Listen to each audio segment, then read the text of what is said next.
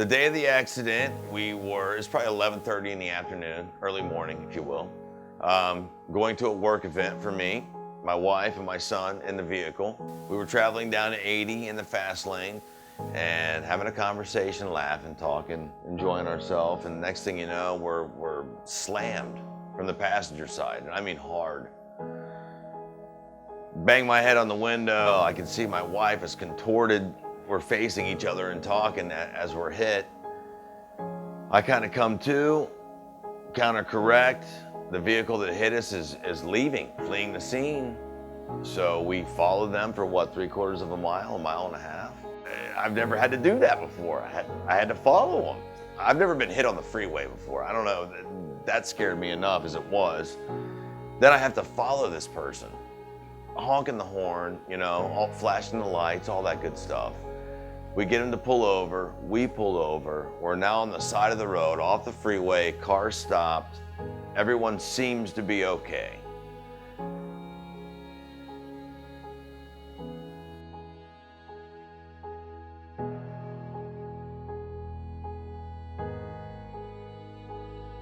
We're on the side of the road, and the kid comes out of the car, and he's about 19 years old, and he walks over to us and asks if we're okay. And at that point, we all look at each other, we feel fine, we think, yeah, we're good, we're okay. I said, let's get the cops out just in case, get a police report. They come out, take the report. I come home, do my normal everyday activities. I feel fine, everything's fine, and then the next morning I wake up and realize I'm not okay. And really thinking, okay, I should make a doctor's appointment on Monday, so I called him, and he got me in, and he said, okay, we're gonna send you to the chiropractor 3 times a week. And I said, okay, and then physical therapy 3 times a week as well. Insurance companies have now started to call as well. We put the initial call in, and you have to wait until the police report comes out. They want to know whose fault it was. So probably a week later, as all this stuff is starting to add up, we find out that it was in fact, or the police at least cited him.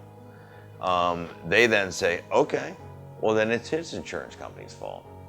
Take everything you have, your medical bills and water therapy and the shots and take it to his insurance company. And I'm thinking to myself, well, I thought you took it to his insurance company. You're supposed to be speaking for me. I have no idea what we're doing. She has no idea what we're doing. She's injured. We're freaking out at that point in time. We don't know what to do. We put a call into his insurance company. We're waiting to hear back from them. It's scary.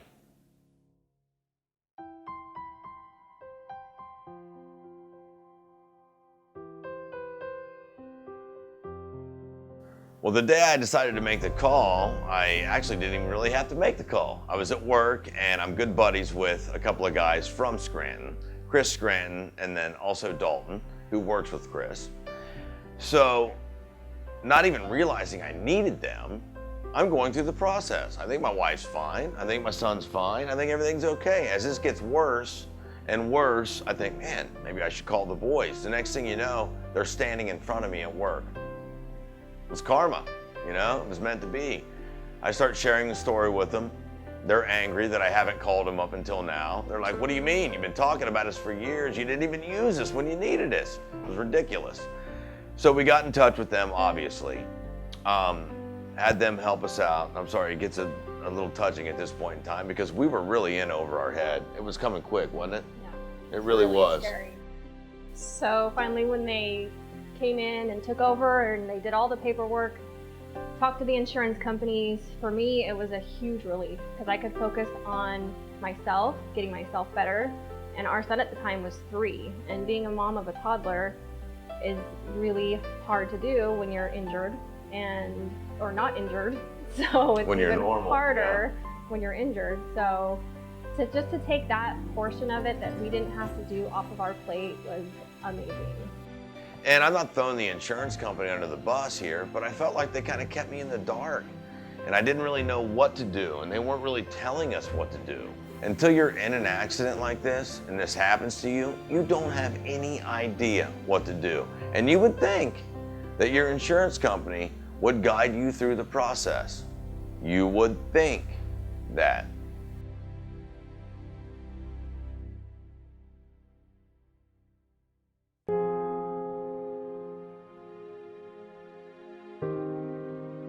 So after we called Scranton and they took all of that paperwork and insurance calls and all of that off of our plate, I was able to focus on me and getting myself better. So each doctor appointment, it was a new treatment because he sent me to chiropractor 3 times a week for about 6 weeks, physical therapy for 3 times a week for about 6 weeks. Just nothing was helping, just continuously getting worse. He said, okay, let's try cortisone shots. Let's try 2 cortisone shots. You know, if the first one doesn't take, we'll try a second one. First one got worse. Second one got worse after that. So finally, he said, you know what, I just want to try everything possible before we have to go down the road of surgery because nobody wants to do back surgery. And he said, let's do water therapy.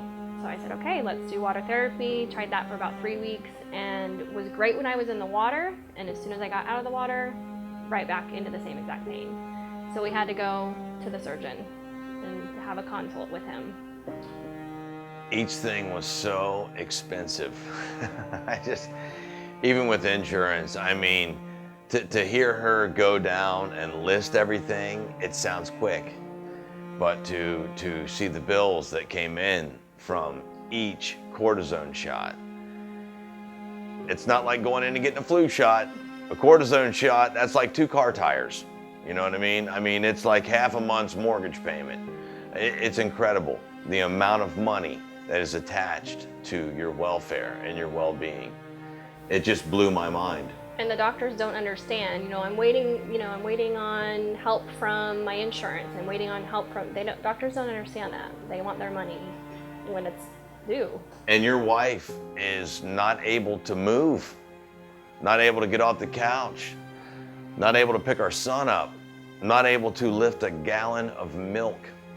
I mean, that breaks it down to you. She's in her 30s, she was completely healthy. She can't lift a gallon of milk at this point in our life. And they want so much money from us. And you see your wife getting worse, and you see the lifestyle changing, and you see the bank account draining. And I mean, what that does to a family is unimaginable. These bills are coming in and they're piling up, and we have no money to pay them. We're living day to day and paycheck to paycheck, as most folks are. And that is when you really start to get scared, because you know your wife needs help. You've never seen her like this before. It takes an emotional toll on you. And those things weigh heavy on your shoulders.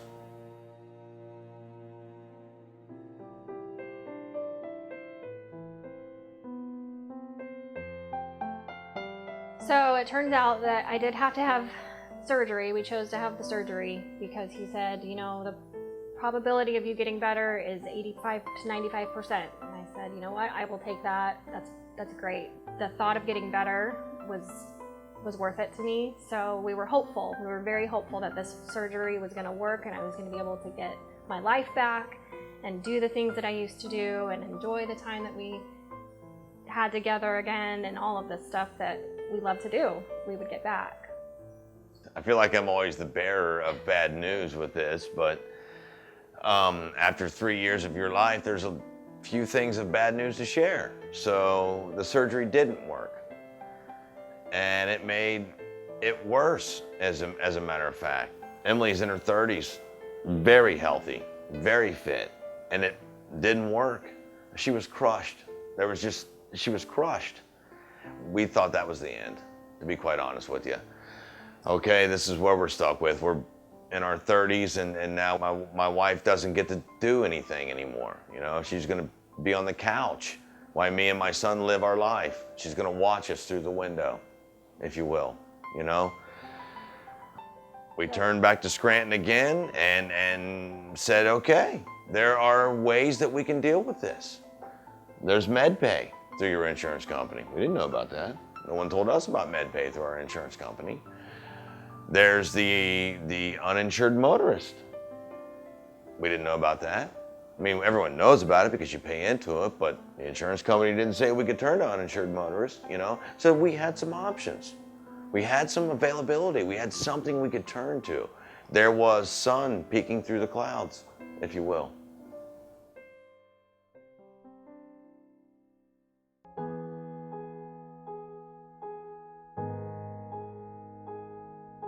So unfortunately, since the first surgery didn't take, I was back in the surgeon's office and he said, well, there's another surgery we can try, and we would have to fuse the bottom 2 vertebrae. So you would lose 20% of your mobility right off the bat, which is unfortunate at 34 years of age, but if it's gonna take the pain away that I was feeling after the first surgery, which was so much worse than the original pain, I was willing to try that. And 80% was better than where you were at, which was 35%, you know? We're 2.5 years down the line. She's had a surgery. She's supposed to be getting better, you know? Thank God Scranton was there.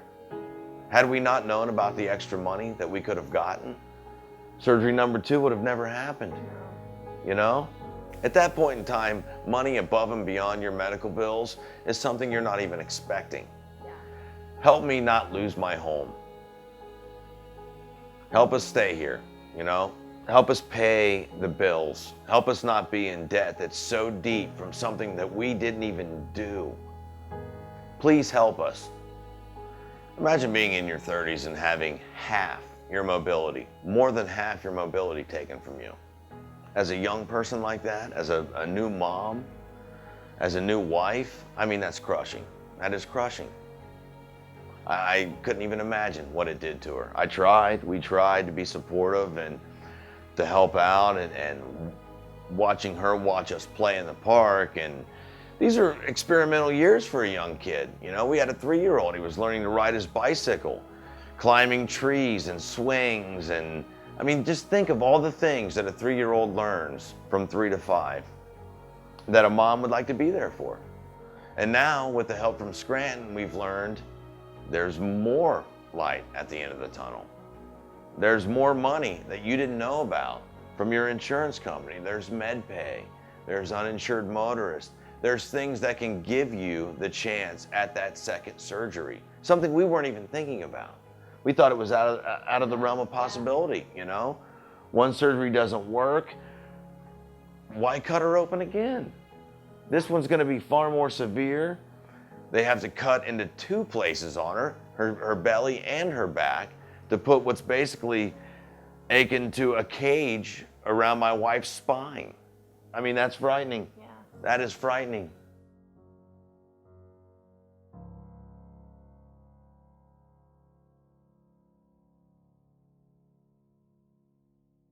And now, after surgery number 2, I mean, It's night and day from what I can do. I can't even begin to tell you where we're at right now. It's wonderful.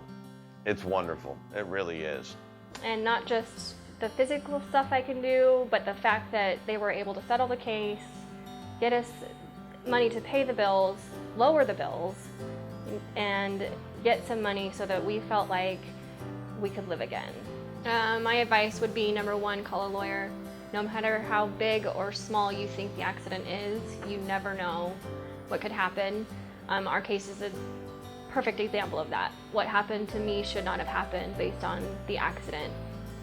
And second thing would be to check your policies, your insurance policies, and make sure that you have the highest possible so that if something happens and you need that money, you can get it.